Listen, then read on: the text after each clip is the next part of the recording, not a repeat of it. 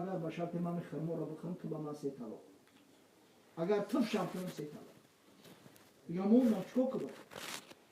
دهنش پاک پاک کرده گرده نیست. کی جواب میده اینا؟ اینا انجینیر جواب بده نتونه. اینا یوریست جواب بده نتونه. ماتماتیکی رو حل کرده نتونه. همیشه اگه حضرت نمیشه جواب شده میگفت چون میکرد بیچاره همون خرما در دهنش میگشت پاپیروسوری بو همون قسمتش که در دهن تایکو او را بخوره او قسمتی نصفش که بیره او را پرتو این خوردن کامل بشه و اون پرتوفتن کامل انشالله زن طلاق نمیشه. الله اکبر. یک زنه بیچاره دلش سوخته برای شوهر ابلهش او آورده در کاسه او آورده این همه گیزله میگرده در دستش او میگه همون او اگر بریزونی تو با من 3 طلاق در دست من بتی تو با من 3 طلاق بخریش تو با من 3 طلاق او در دستش دیگه مونده چکنه ریختش نتونه یک کس دودش نتونه خوردش نتونه پیش حضرت امام اعظم ابو حنیفه میگه این خونه سوخته پشیمون شده است که گپ گفت است که چلی کنه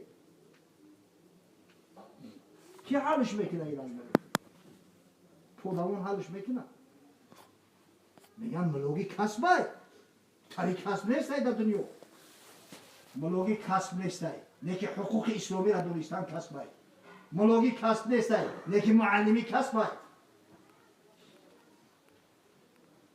کی حلش میکنه اینا تو دور کی حلش میکنه حضرت گفت یک لطرم گیریم در درون کاسه مونه که او بکشه بروریم بجفینشه با بدازینش او بکشه همه خیل به همین طریق اوی کاسه را خالی کنه طلاق واقع نمیشه. و میگم که قدر زن زرگر میدونه قدر علم کسی میدونه که انتری مشکلی ها در رسیدگی و دودش میرسن نباشه کار بسیار بزیر باید خداوند برکت بده برادر ما نشان قاری را که الحمدلله هم عالمه هم قاریه هم محیب عالمه ای را ببینه همه علت بهونه دیدار غنیمت این محفل معرکه را تشکیل میکنه علما را دعوت میکنه قاریا را دعوت میکنه صحبت شود سخن بگن از این طرف تا اینکه مردم یک فایده و منفعت حاصل کنند.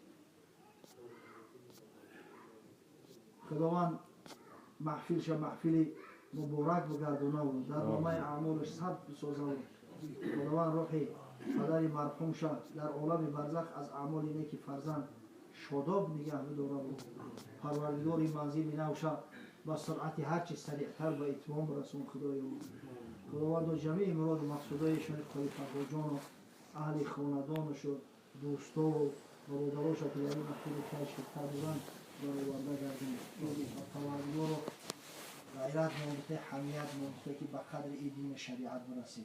آمین. افسوس صد افسوس از که مفت اومده است به قدر نرسیم. چند بد بشکست احمد در جهان تا که یارب گوی گشتن امتان برای که امت یارب بده پروردگار یکو یارب بدونه و محمد صلی الله علیه وسلم چقدر به تو را شکست هم به توی را که از چوب از مقصد خیشت از لای میشیدن و هم به توی را که در هم یاردن داد چند بود بشکست احمد در جهان تا که یارب گوی گشتن امتان گر نبودی کوشش احمد تو هم می پرستیدی چه اجدادت سنم خدا کنه که به قدر این شریعت غرا و به قدر این دینی بزرگ برسیم خدا کنه که سعی تلاش کنیم که امروز که امکانیت داریم شرایط داریم یک حظی وفیر حاصل کنیم توشه آخرت جمع بداریم جنت درش گوی و پشت نیست که کسی خواهش داشته باشه به دنیا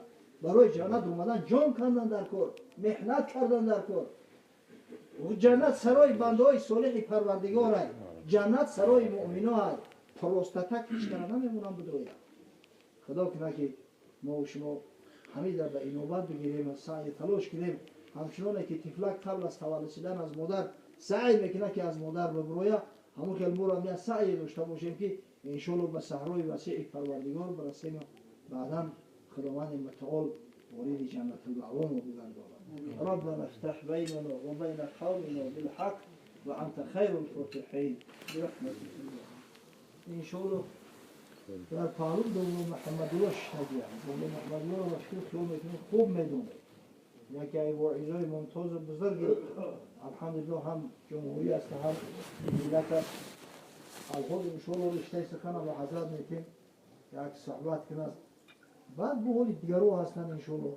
ایشون قوی امردین یک قوی مشهور جمهوری در محفل شرکت داره. ان شاء الله محفل در میکنه. خصوصا طریق دلوی خوبی زیبا را برای خاطری خوری که وارد باشن ان شاء الله بلبل واری میستند. بعد ان شاء الله یک جویه از تجمعات دوام میکنه در حق صاحبای طعام و صاحبای این منزل در حق برادرای شرکت کننده این محفل رو بکنیم ان شاء الله. حضرت مرحبا. بسم الله الرحمن الرحیم. نحمده و نستعینه ونستغفره ونعوذ بالله من شرور انفسنا و هست میکن پیروی را. خدا خواهد ز بنده بندگی را، رسول خواهد ز امت پیروی را. نباشی بنده نوکی زبانی که تا در نار دوزخ در نمانی. مشو ملا و صوفی شیخ صنعا، مسلمان شو مسلمان شو مسلمان. در باب همین عمری که بنده میگذراند حضرت میگفت چو دوران عمرت 40 درگذشت، مزن دست پا کابد از سر گذشت. تو 40 سالگی را هر به پرواگی کردی، جوانی کردی، خوردی گشت بیهوده. اگه 40 که در آمدی دیگر 40 کمال رجولیت است. مرد در 40 سالگیش عقلش پره می شود. عضو شدگیان از آن جمله محمد صلی الله علیه وسلم پیامبر ما شما در 40 سالگی پیامبر شد. مرد در 40 سالگی عقلش کامل میشه، مرد پره میشه. لیکن تو 40 نشیده که میره و هم تا دیگه خلاصه که دیگه چو دوران عمر از 40 درگذشت، مزن دست پا کابد از سر گذشت. کنون چشم است اشک بیبار، زبان در دهان است عذر بیار. این چشم را خدا داده. چشم و منزله همین چشمه است. اگر همون چشمه آب که نبراره، آبی صاف زلال، هیچ قدر قیمتی نداره. علاف که تو نماز خودن کدام ما شما هستیم یا نیستیم، علم غیبه بجز پروردگار کسی نمیدونه. نه همواره گردد زبان در دهن، همیشه هم زبان در دهان انسان، در دهان بنده همواره دایم سخن نمیکنه. غنیمت شمار این گرامی نفس، که به مرغ قیمت ندارد قفس.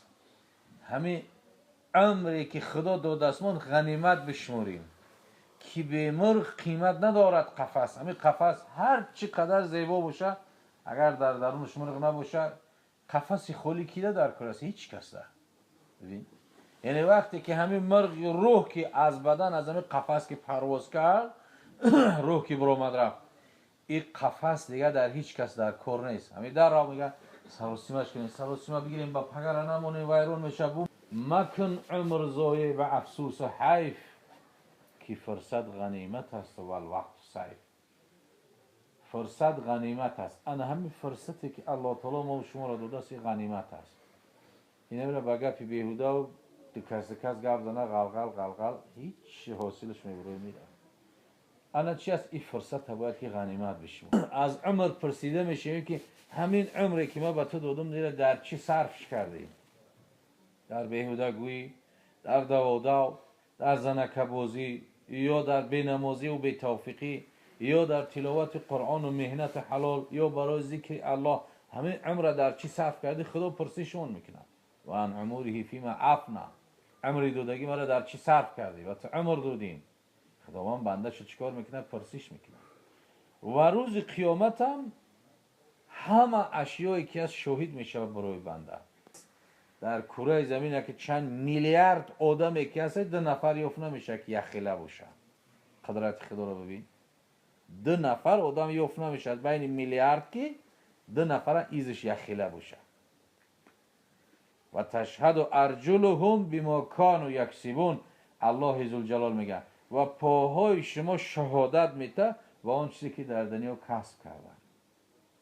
این په حال شهادت میتن که خاندان برادر عزیزمون قاری فرهاد رفتیم قدم زده که صحبت علما را بشنویم، یا په حال شهادت میتن که قدم زده مسجد رفتیم که هر همه عضوی مجرم رسوا شود. دست گوید من چنین دزدیده ام، دست همیت شهادت میتن که مال یک کس گرفتم دزدی کردم. پای گوید من چنین جا رفتم، چشم گوید کردم غمزه حرام، گوش گوید چیدم سوء الکلام.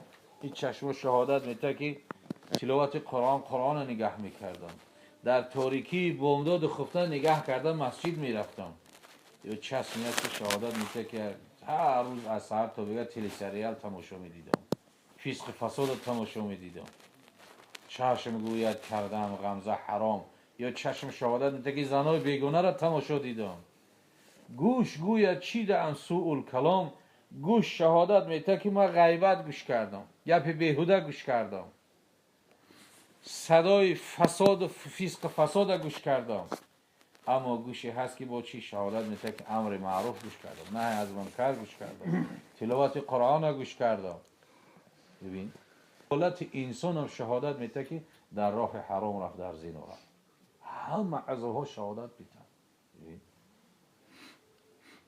الله ذوالجلال باز در سوره مبارکه زلزال بیان میکند که یومئذ تحدث اخبارها، همین زمین روز قیامت شهادت میده که کی در بالاش چی عمل کرد. همین زمین شهادت میده که فلانی بچه فلانی در بالای من گناه کرد، کدام گناهی که کرده باشه، فلانی بچه فلانی در بالای من طاعت عبادت کرد. ببین یومئذ تحدث اخبارها بان ربک اوحی لها. به چی خاطر زمین شهادت میده؟ همین زمین شهادت میده بان ربک اوحی لها، به خاطری که الله به او رخصت داد که چی خبر بده در بالای تو بنده ها چیکار کردن. ولی در نماز مسئله فقهی است که میگه سنت در یک جا خوندی فرض در دیگر جا بخواه، فرض در یک جا خوندی سنت در دیگر جا بخواه. البته از 10 شاهد 20 شاهد شهادت ده 100 نفر مثلا جای زمین شهادت ده، این البته بهتر خوبتر است. یا سنت در درون مسجد بخون، فرض در درون مسجد، فرض در صف که خونده در سنت خوندن یا پیش یا پس برای یا جو تعلیش کن، ثوابش زیاد است. هر جایی که عبادت میکنی تو حدث و اخبارها، زمین خبر امور میتن. امروز هم قدر شیطانگری پیشرفت به درجه رسیدگی که حتی شیطان دیگه حیران میمونه، میشوه منتج کنن یک آدم خوبه مثلا دهنش جنبیده است یک حقارت گپ بی‌معنی میمونه، یا میشه یک آدم فحشای بدکار کلا یک آدم خوبه در او میمونن، کسی میبینه میگه همین آدم خوبه می گناه را کرده است. یا میشه که گناه باشه همون را پولی کلان میتاو، همون سیامکه را میگیره میسوزونه نیستش میکنه، هر کارش کرده میشه، منتج کرده میشه، نیستش کرده میشه. اما اون چیزی که کرامان کاتبی ثبت میکنن اون را نیست کرده نمیشه، اون را نه خریدش میشه نه فروختش میشه نه منتج کرده میشه، او در ارخیو پروردگار میمونه. روز قیامت الله ذوالجلال نشانت میتونه. ولی در حدیث راویش حضرت عدی ابن حاتم یا که حاتم بیان میکند از پیامبر صلی الله علیه وسلم که رسول خدا صلی الله علیه وسلم میگه که در روز قیامت الله ذوالجلال به هر یک نفر از ما و شما سخن میکنه و هر یک نفر به علاهیدگی. بعد میگه بنده وقتی که خداوند سخن میکنه، اگر آدم وقتی که شر گناه داشته باشه کمبودی داشته باشه اگر همینطور سرخم میشه که سر بلو کرده نمیتونه. بعد میگه فینظر ایمن منه فلا یرى الی ما قدم. پیامبر میگه وقتی که سهو و خطا و گناهاش روش به طرف راست میگردونه، طرف راست روش میگردونه، فینظر اشأم منه فلا یرى الی ما قدم. هر چیزی که عملی که در دنیا کرد در طرف راست همش دیدی سه، رنگ همین کامیراوری در پیش دیدی سه. و ینظر اشأم منه فلا یرى الی ما قدم، روش طرف چپ میگردونه با هر چیزی که کرده در طرف چپ با هم عملش دیدی سه. و ینظر بین یدیه، رو پروش است الا تلقاء النار فاتقوا النار ولو بشق تمره. در پیش نگاه میکنه علنگای آتش دوزخ است. پس پیامبر در اخیر چی میگه؟ فتقوا النار ولو بشق تمره. از آتش دوزخ شما تقوا کنید، پرهیز کنید، احتیاط کنید، اگرچه به یک پاره خرما هم باشه. یک پاره خرما خودش همین قدر، یک پارش با نصفیو. یعنی اگر همین کار خیر و ثواب و عمل صالح اندک هم که باشه شما بکنید، همون اندک آهسته آهسته زیاد میشه. خدا نکرده اگر در جای این پاره ثواب، پاره خرما و نیکی نکردی و گناه کردی، در قلبت پیامبر صلی الله علیه و آله در دیگر حدیث میگه یه نقطه سیاه پیدا میشه. با گناه کردی با گناه کردی نقطه سیاه وقتی که زیاد شد دل چی میشه؟ سیاه میشه، سخت میشه. وقتی که سخت شد و سیاه شد دیگر در روش از توفیق نمیمونه دیگر. بعد آهسته اول نمازش قضا میکنه، بعد مسجد نمیره، بعد نمازا را قضا میکنه، بعد میده ای بعد میخونمش، بعد میده میگه ای خدا بخشنده، میگه وسوسه شیطان داده چیز گرفتار میشه، بعد آهسته از همه خلاص میشه داخلی دوزخ. برای همین اگر نباشد چی است؟ همون خوردن خیستن رفتن در نزد خدا چی است؟ در محفلی که حضرت شمس الدین خواجه حافظ لسان الغیب میگفت که در محفلی که سخن از می معشوق نرفت که همان بانگهی گاو خران خواهد بود. در محفلی که سخن از می معشوق، می عشق پروردگار و معشوق الله ذوالجلال، اگر سخن از اینها نرود که همان بانگهی گاو خران خواهد بود. گویا یک توده حیوان جمع شدن خوردن بر آمدن رفتن دیگر چی است؟ نه اجر نه ثواب نه چیزی. خب پس چی است که از همه اینها چی است؟ در نزد جلال و اکرام پرسد از شبهه و حلال و حرام. از حرام میپرسه، از حلال هم میپرسه، از شبهه هم میپرسه. ببین پرسد از شبهه و حلال و حرام. پرسد از ما چرا چنین کردی؟ آن گناه ساختی و این کردی؟ تو که عبدی و من که معبودم. خدا میگه امر نهی بر تو فرمودم، تو چرا بر خلاف آن کردی؟ نفع خود را چرا زیان کردی؟ حد خود را چرا ندانستی در محلی که می توانستی؟ غیر شرمندگی چی روی جواب، وای اوندم به جان قطره آب. اگر همه تا پرسیش ممکنه، اگر غیر شرمندگی دیگر چی است؟ هیچ جواب گفته نمیتونیم. خدا من پرسه که نعمت بینایی را بر تو دادم، همه چشم در چی سر چی مکتوبی مرا سخنی مرا خونده نتونستی؟ چی جواب میگیم؟ چی جواب میگیم؟ همگی 28 حرف قرآن الف ب ت 28 حرف. یه روز اگر یه حرف رو بگیریم، یه روز الف، روز دیگه با تا سا، 28 روز حرف یاد میگیری. 2 ماه ده هر چقدر کنزه باشی قرآن خوان میشه در 2 ماه. اما در 50 و 60 و 70 سال برای چی میگه مکتوبی مرا خونده نتونستی؟ برای چی؟ برای چی سخنی مرا تو تلاوت نکردی؟ چشم بینو برای تو دادم، هر چشم تو را کور نکردم. پس چی جواب میگین؟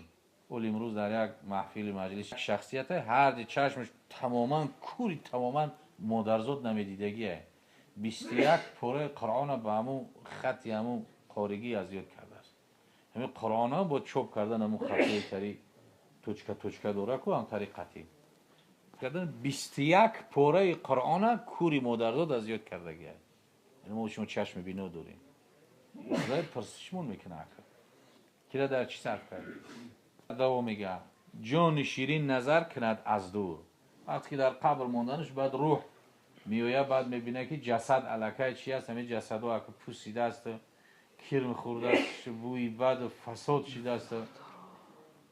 جان شیرین نظر کند از دور، می بگوید به نفس ای بدکش، هم به من ساختی و هم بر خویش.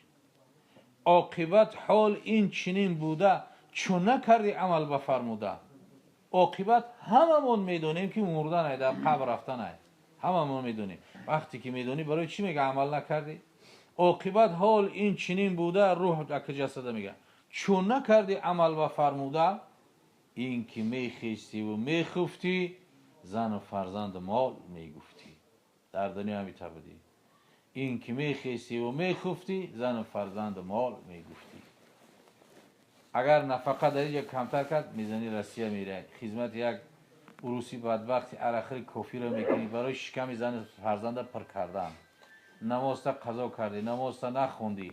همین رمضان میشه یک ماه پیش سوال سر میشه چیکار کنیم روزامون بخوریم، کار کردن نمیتونیم، اگر روزا بگیریم کار کردن نمیتونیم، اویل گونه نمیتونیم، فلان پکان. پروای گور قیامت نکردی، آخرت نکردی، برای دنیا به چه جون میکنی؟ انا رو میگه که این که میخیستی و میخفتی زن و فرزند مال میگفتی. اکوجا چی است بعد میگه بی وفا بوده است مال و جفت. نزد مولای خود چی باید گفت؟ در او گفت دیگه نه زنه نه فرزنده نه پولای نه مولای نه منصبه نه ماشینه هیچ. بی وفا بوده است مال و جفت. نزد مولای خود چی باید گفت؟ بنده بودی ولی زینومردی بندگی را به جا نیاوردی. با کدامین عمل کدامین حال می روی نزد حضرت متعال. پس به کدام عمل و به کدام حال ما و شما رو بروی پروردگار میشیم.